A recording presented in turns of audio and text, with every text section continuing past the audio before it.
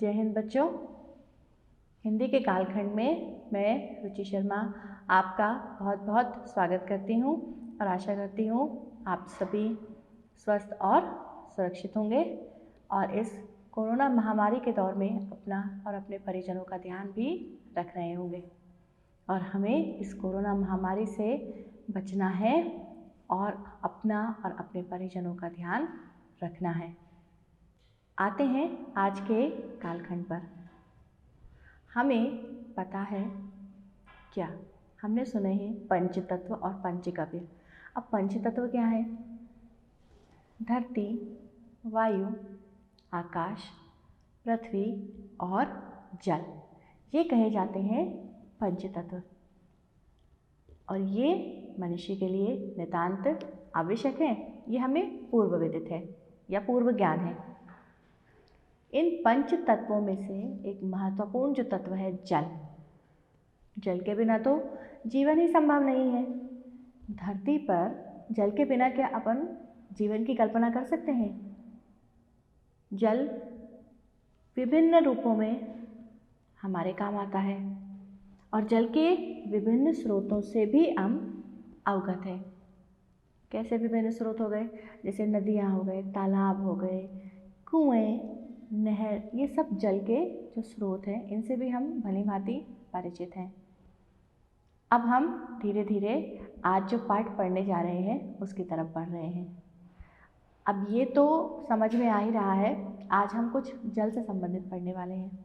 और ये जल से संबंधित क्या है? आज हम कक्षा 11, यहाँ पाठ्य पुस्तक हमारी आ गई है वितान, जो पूरक पाठ्य पुस्तक है, उसका दूसरा पाठ जिसका नाम है राजस्थान की रजत बूंदें, उसे पढ़ने वाले हैं, समझने वाले हैं कि राजस्थान की रजत बूंदें क्या है। आज हम इस कालखंड में इस पाठ का अध्ययन करेंगे, समझेंगे राजस्थान की रजत बूंदें। पहले ये समझें कि राजस्थान की रजत बूंदें क्या हैं।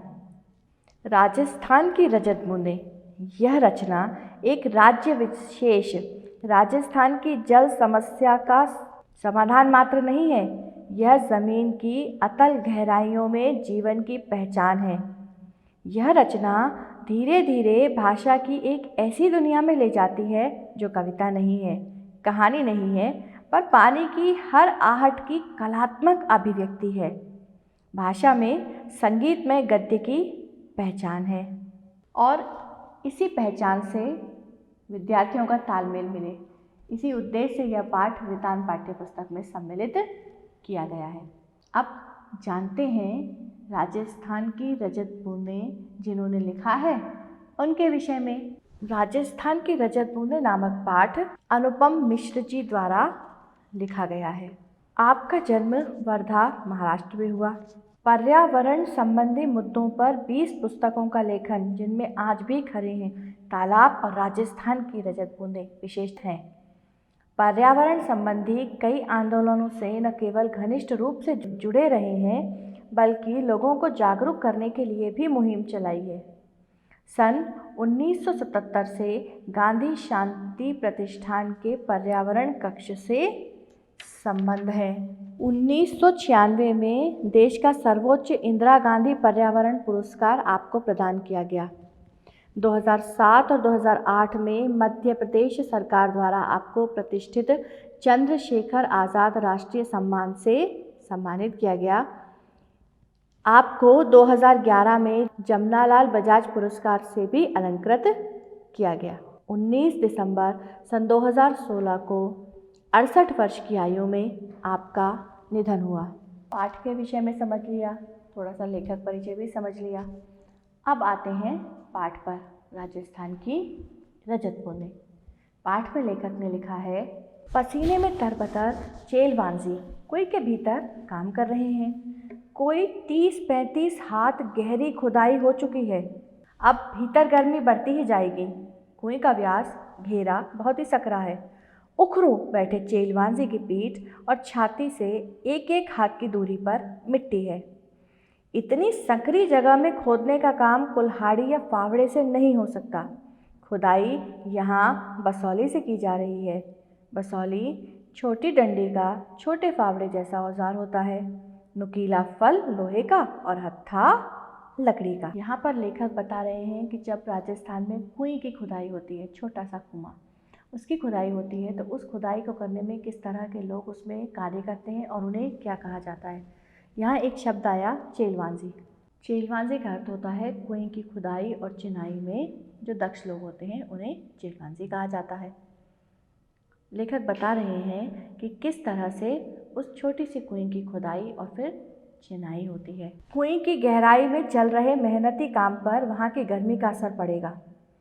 क्योंकि राजस्थान में तो बहुत गर्मी पड़ती है, जैसे जैसे उसकी खुदाई होगी छोटी सी कुएं की, तो गर्मी तो और बढ़ेगी। उस गर्मी को कम करने के लिए लोग क्या करते हैं, ऊपर ज़मीन पर खड़े लोग बीच बीच में मुट्ठी भर रेत बहुत ज़ोर के साथ नीचे फेंकते हैं। इससे ऊपर की ताज़ी हवा नीचे फेंकाती है और गहराई में जमा दम घोटू गर्म हवा ऊपर लौटती है। इतने ऊपर से फेंकी जा रही रेत के कण नीचे काम कर रहे चेलवांजी के सिर पर लग सकते हैं, इसलिए वे अपने सिर पर कांसे, पीतल या अन्य किसी धातु का एक बर्तन टोप की तरह पहने हुए हैं। अब जब थोड़ी बहुत खुदाई हो जाती है तो थोड़ा मलबा भी इकट्ठा हो जाता है। अब उस मलबे को ऊपर लाने के लिए क्या तरीका होता है, ऊपर रस्सी से एक छोटा सा डोल या बाल्टी उतारी जाती है, मिट्टी उसमें भर दी जाती है। अब जब पूरी सावधानी के साथ वो बाल्टी ऊपर खींची जाएगी, तब उसे ऊपर खींचते समय भी कुछ रेत या मिट्टी के कण भी नीचे ही गिरेंगे। अब इसलिए भी जो चेलवांजी होते हैं वो अपने टोप का पूरी तरह ध्यान रखते हैं कि ऊपर से मिट्टी या जो रेत के कण हैं या जो बारीक बारीक पत्थर हैं वो उनके सिर पर ना लगें। यह काम चेसा कहलाता है। चेसारो जिस कुएं को बना रहे हैं वह भी कोई साधारण ढांचा नहीं है। कुएं यानी बहुत ही छोटा सा कुआं। कुआं पुल्लिंग है, कुएं स्त्रीलिंग। यह छोटी भी केवल व्यास में ही है। गहराई तो इस कुएं की कहीं से कम नहीं। राजस्थान में अलग अलग स्थानों पर एक विशेष कारण से कुइयों की गहराइयाँ कुछ कम या ज़्यादा होती हैं। कुआं भूजल को पाने के लिए बनता है। कुएं भूजल से ठीक वैसे नहीं जुड़ती जैसे कुआं जुड़ता है। कुएं वर्षा के जल को बड़े विचित्र ढंग से समेटती है, तब भी जब वर्षा ही नहीं होती। यानी कुएं में न तो सतह पर बहने वाला पानी है न भूजल है। यह तो नेति नेति जैसा कुछ पेचीदा मामला है। मरुभूमि में रेत का विस्तार बहुत अधिक होता है, तो लेखक लिखते हैं, यहाँ वर्षा अधिक मात्रा में भी हो तो उस भूमि में समा जाने में देर नहीं लगती। कहीं कहीं मरुभूमि में रेत की सतह के नीचे प्रायः 10-15 हाथ से 50-60 हाथ नीचे खड़िया पत्थर की एक पट्टी चलती है। यह पट्टी जहाँ भी है काफ़ी लंबी चौड़ी है, पर रेत के नीचे दबी रहने के कारण ऊपर से दिखती नहीं है। जब बड़े बड़े कुएं खोदे जाते हैं तब इस प्रकार के खड़िया पत्थर का पता चल जाता है या खड़िया पट्टी का पता चल जाता है। अब वो खड़िया पट्टी जिन क्षेत्रों में होती है वहीं कुएं का निर्माण होता है। लेखक लिखते हैं, बड़े कुओं में तो पानी 150-200 हाथ पर निकल आता है, पर प्रायः वह खारा होता है, इसलिए पीने के काम में नहीं आ पाता। बस तब इन क्षेत्रों में कुइयाँ बनाई जाती हैं। पट्टी खोजने में पीढ़ियों का अनुभव भी काम आता है। बरसात का पानी किसी क्षेत्र में एकदम बैठे नहीं तो पता चल जाता है कि रेत के नीचे ऐसी पट्टी चल रही है। अर्थात जब वर्षा होती है और पानी एकदम ज़मीन के नीचे नहीं जाता है तब समझ में आ जाता है कि यहाँ पर जो खड़िया पत्थर है इसकी एक पूरी पट्टी कहीं पर है, और उस पट्टी को ढूंढने में जो पीढ़ियों का अनुभव है वो भी काम आता है। यह पट्टी वर्षा के जल को गहरे खारे भूजल तक जाकर मिलने से रोकती है। ऐसी स्थिति में उस बड़े क्षेत्र में वर्षा पानी भूमि की रेतीली सतह और नीचे चल रही पथरीली पट्टी के बीच अटककर नमी की तरफ फैल जाता है। तेज पड़ने वाली गर्मी में इस नमी की भाप बनकर उड़ जाने की आशंका उठ सकती है, पर ऐसे क्षेत्रों में प्रकृति की एक और अनोखी उदारता काम करती है। रेत के कण बहुत बारीक होते हैं। वे अन्यत्र मिलने वाली मिट्टी के कणों की तरह एक दूसरे से चिपकते नहीं। जहाँ लगाव है वहाँ अलगाव भी होता है। धरती की संचित नमी इन दरारों से गर्मी पड़ते ही वाष्प बनकर वापस वातावरण में लौटने लगती है, पर यहाँ बिखरे रहने में ही संगठन है। मरुभूमि में रेत के कण समान रूप से बिखरे रहते हैं। यहाँ परस्पर लगाव नहीं, इसलिए अलगाव भी नहीं होता। पानी गिरने पर कण थोड़े भारी हो जाते हैं पर अपनी जगह नहीं छोड़ते, इसलिए मरुभूमि में धरती पर दरारें नहीं पड़ती। भीतर समाया वर्षा का जल भीतर ही बना रहता है। एक तरफ थोड़े नीचे चल रही पट्टी इसकी रखवाली करती है तो दूसरी तरफ ऊपर रेत के असंख्य कणों का कड़ा पहरा बैठा रहता है। इस हिस्से में बरसी बूंद बूंद रेत में समाकर नमी में बदल जाती है। अब यहाँ कुएं बन जाए तो उसका पेट, उसकी खाली जगह उसके चारों तरफ रेत में समाई नमी को फिर से बूंदों में बदलती है। बूंद बूंद रिसती है, कुएं में पानी जमा होने लगता है। खारे पानी के सागर में अमृत जैसा मीठा पानी। इस अमृत को पाने के लिए मरुभूमि के समाज ने खूब मंथन किया है, और वो क्या है देखते हैं। इस शास्त्र ने समाज के लिए उपयोगी पानी को 3 रूपों में बांटा है। पहला रूप है पालर पानी, यानी सीधे बरसात से मिलने वाला पानी। ये धरातल पर बहता है, इसे नदी तालाब आदि में रोका जाता है। पानी का दूसरा रूप पाताल पानी कहलाता है। यह वही भूजल है जो कुओं में से निकाला जाता है। अब तीसरा रूप है रेजानी पानी। धरातल से नीचे उतरा लेकिन पाताल में न मिल पाया, पानी रेजानी है। वर्षा की मात्रा नापने में भी इंच या सेंटीमीटर नहीं बल्कि रेजा शब्द का उपयोग होता है। रेजा का माप धरातल पर हुई वर्षा को नहीं, धरातल में समाई वर्षा को नापता है। जैसे यदि मरुभूमि में पानी इतना गिरे कि 5 अंगुल भीतर समा जाए तो उस दिन की वर्षा को 5 अंगुल रेजो कहेंगे। रेजानी पानी खड़िया पट्टी के कारण पाताली पानी से अलग बना रहता है। यदि किसी जगह भूजल पाताली पानी खारा है तो रेजानी पानी भी उसमें मिलकर खारा हो जाता है। इस विशिष्ट रेजानी पानी को समेटकर जो बनने वाली है कुएं, उसका एक अपना विशिष्ट महत्व है। चेजो यानी चिनाई का श्रेष्ठतम काम कुएं का प्राण है। इसमें थोड़ी सी भी चूक चेजारों के प्राण ले सकती है।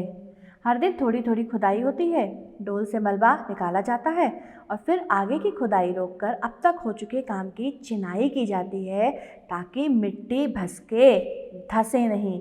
20-25 हाथ की गहराई तक जाते जाते गर्मी बढ़ जाती है और हवा भी कम होने लगती है। तब ऊपर से मुट्ठी भर भर कर रेत तेजी से नीचे फेंकी जाती है। अपन ने पहले भी पढ़ा है ये। कुछ जगहों पर कुएं बनाने का यह कठिन काम और भी कठिन हो जाता है। किसी किसी जगह ईंट की चिनाई से मिट्टी को रोकना संभव नहीं हो पाता, तब कुएं को रस्से से बांधा जाता है। पहले दिन कुएं खोदने के साथ साथ खींप नाम की घास का ढेर जमा कर लिया जाता है। चेजारो खुदाई शुरू करते हैं और बाकी लोग खींप की घास से कोई 3 अंगुल मोटा रस्सा बटने लगते हैं। इसके तल पर दीवार के साथ सटाकर रस्से का पहला गोला बिछाया जाता है, फिर उसके ऊपर दूसरा, तीसरा, चौथा, इस तरह ऊपर आते जाते हैं। खींप एक प्रकार की घास होती है जिसके रेशों से रस्सी बनाई जाती है। अब इस घास से बना खुरदुरा मोटा रस्सा हर घेरे पर अपना वजन डालता है और बटी हुई लड़ियाँ एक दूसरे में फंसकर मजबूती से एक के ऊपर एक बैठती जाती हैं। रस्से का आखिरी छोर ऊपर रहता है। अगले दिन फिर कुछ हाथ मिट्टी खोदी जाती है और रस्से की पहले दिन जमाई गई कुंडली दूसरे दिन खोदी गई जगह में सरका दी जाती है। लगभग 5 हाथ के व्यास की कुएं में रस्से की एक ही कुंडली का सिर्फ एक घेरा बनाने के लगभग 15 हाथ लंबा रस्सा चाहिए। 1 हाथ की गहराई में रस्से के 8-10 लपेटे खप जाते हैं और इतने में ही रस्से की कुल लंबाई 150 हाथ हो जाती है। लेखक लिखते हैं कि नए लोगों को तो यह समझ में ही नहीं आएगा कि यहाँ कुएं की खुदाई हो रही है या रस्सा बन रहा है। आगे भी लिखते हैं कहीं कहीं ज़्यादा पत्थर मिलता है न खींप ही, लेकिन रेजानी पानी है तो वहाँ भी कुइयाँ ज़रूर बनती हैं। कुएं की सफलता यानी सजलता उत्सव का अवसर बन जाती है। यूँ तो पहले दिन से काम करने वालों का विशेष ध्यान रखना यहाँ की परंपरा रही है, पर काम पूरा होने पर तो विशेष भोज का आयोजन होता था। चेलवांजी को विदाई के समय तरह तरह की भेंट दी जाती थी। चेजारों के साथ गांव का यह संबंध उसी दिन नहीं टूट जाता था। आज प्रथा से उन्हें वर्ष भर के तीज त्योहारों में, विवाह जैसे मंगल अवसरों पर नेक भेंट दी जाती थी और फसल आने पर खलिहान में उनके नाम से अनाज का एक अलग ढेर भी लगता था। अब सिर्फ मजदूरी देकर भी काम करने का रिवाज आ गया है। कई जगहों पर चेजारों के बदले सामान्य गृहस्थ भी इस विशिष्ट कला में कुशल बन जाते थे। जैसलमेर के अनेक गांवों में पालीवाल ब्राह्मणों और मेघवालों के हाथों से 100-200 बरस पहले बनी पार या कुइयाँ आज भी बिना थके पानी जुटा रही हैं। आप लेखक बता रहे हैं कि जब कुएं का निर्माण होता है तो उसका मुंह छोटा क्यों रखा जाता है, उसके पीछे क्या कारण है। वे लिखते हैं, रेत में जमा नमी से पानी की बूंदें बहुत धीरे धीरे रिसती हैं। दिन भर में एक कुएं मुश्किल से इतना ही पानी जमा कर पाती है कि उससे 2-3 घड़े भर सकें। कुएं के तल पर पानी की मात्रा इतनी कम होती है कि यदि कुएं का व्यास बड़ा हो तो कम मात्रा का पानी ज़्यादा फैल जाएगा और तब उसे ऊपर निकालना संभव नहीं होगा। छोटे व्यास की कुएं में धीरे धीरे रिसकर आ रहा पानी 2-4 हाथ की ऊंचाई ले लेता है।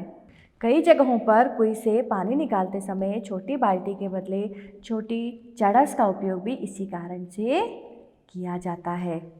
लेखक कहते हैं कुएं को उसके पानी को साफ रखना बहुत आवश्यक है, इसलिए उसे ढक कर रखा जाता है और छोटे मुंह वाली कुएं को ढकना ज़्यादा सरल होता है, इसीलिए कुएं का मुंह छोटा रखा जाता है। जहाँ नई सड़कें निकली हैं और इस तरह नए और अपरिचित लोगों की आवक जावक भी बढ़ गई है, वहाँ अमृत जैसे इस मीठे पानी की सुरक्षा भी करनी पड़ती है।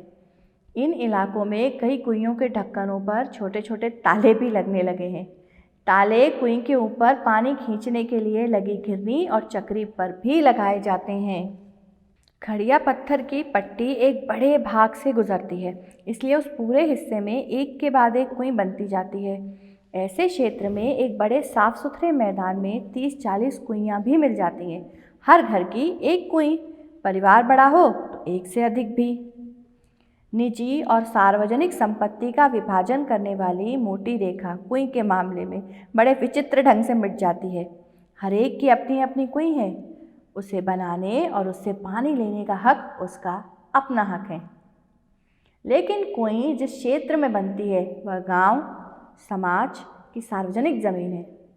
उस जगह बरसने वाला पानी ही बाद में वर्ष भर नमी की तरह सुरक्षित रहेगा और इसी नमी से साल भर कुइयों में पानी भरेगा। यहाँ लेखक एक कहानी का भी जिक्र करते हैं। वे लिखते हैं, हर दिन सोने का एक अंडा देने वाली मुर्गी की चिर परिचित कहानी को ज़मीर पर उतारती है कुएं। इससे दिन भर में बस 2-3 घड़ा मीठा पानी निकाला जा सकता है, इसलिए प्रायः पूरा गांव गोधूली बेला में कुइयों पर आता है। तब मेला सा लग जाता है। गांव से सटे मैदान में 30-40 कुइयों पर एक साथ घूमती घिरनियों का स्वर गोचर से लौट रहे पशुओं की घंटियों और रम्हाने की आवाज़ में समा जाता है। 2-3 घड़े भर जाने पर डोल और रस्सियाँ समेट ली जाती हैं। कुइयों के ढक्कन वापस बंद हो जाते हैं। रात भर और अगले दिन भर कुइयाँ आराम करेंगी। रेत के नीचे जो खड़िया पट्टी है वो पूरे राजस्थान में नहीं है, कुछ क्षेत्रों में ही है। इसलिए लेखक बताते हैं, चूरू, बीकानेर, जैसलमेर और बाड़मेर के कई क्षेत्रों में यह पट्टी चलती है और इस कारण वहाँ गांव-गांव में कुइयाँ ही कुइयाँ हैं। जैसलमेर जिले के एक गांव खडेड़ो की ढाणी में तो 120 कुइयाँ थीं। लोग इस क्षेत्र को 6 BC 6 गुणा 20 के नाम से जानते थे। कहीं कहीं इन्हें पार भी कहते हैं। जैसलमेर तथा बाड़मेर के कई गांव पार के कारण ही आबाद हैं, इसलिए उन गांवों के नाम भी पार पर हैं, जैसे जानरे, आलोपार, सिरगू आलोपार। अलग अलग जगहों पर खड़िया पट्टी के भी अलग अलग नाम हैं। कहीं यह चारोली है तो कहीं धादड़ो, दरदड़ो, कहीं पर बिट्टू रोप बल्लियों के नाम से भी जानी जाती है, तो कहीं इस पट्टी का नाम केवल खड़ी भी है। और इसी खड़ी के बल पर खारे पानी के बीच मीठा पानी देती रहती है कुएं। इस प्रकार हमने इस पूरे कालखंड में राजस्थान की रजत बूंदें, जो कि क्या हैं, कुएं, को जाना। वो कैसे बनती हैं, उन्हें कौन बनाते हैं, उन्हें क्या कहते हैं और उसे बनाने में किन किन समस्याओं का सामना करना पड़ता है और उन समस्याओं का क्या समाधान निकाला गया है। ये सब कुछ हमने इस पाठ में समझा, साथ ही जाना सबसे महत्वपूर्ण तथ्य, और वो क्या है, जल का महत्व। हम देख रहे हैं कि उन्होंने लिखा है कि कुइयों में से पूरे दिन भर में केवल 2-3 घड़े पानी ही निकाला जाता है। अर्थात वहाँ के लोग किस प्रकार जल का उपयोग बड़ी सावधानी से करते होंगे। हमें भी जल के उपयोग में पूर्ण सावधानी बरतनी चाहिए और यह ध्यान रखना चाहिए कि जल का दुरुपयोग न हम स्वयं करें और न ही दूसरों को करने दें। इस प्रकार हमने पूरे पाठ में जल के महत्व को भी समझ लिया और एक जल के ऊपर दोहा भी सुन लेते हैं। सूखी धरा करे एक ही पुकार, जल है जीवन का आधार। इस प्रकार हमें अपने जीवन के आधार को सुरक्षित रखना है, उसका संरक्षण करना है। इसी आशा और विश्वास के साथ आज का कालखंड यहीं समाप्त होता है। घर में रहें, स्वस्थ रहें, सुरक्षित रहें और जल के महत्व को खुद भी समझें, दूसरों को भी समझाएं। जय हिंद।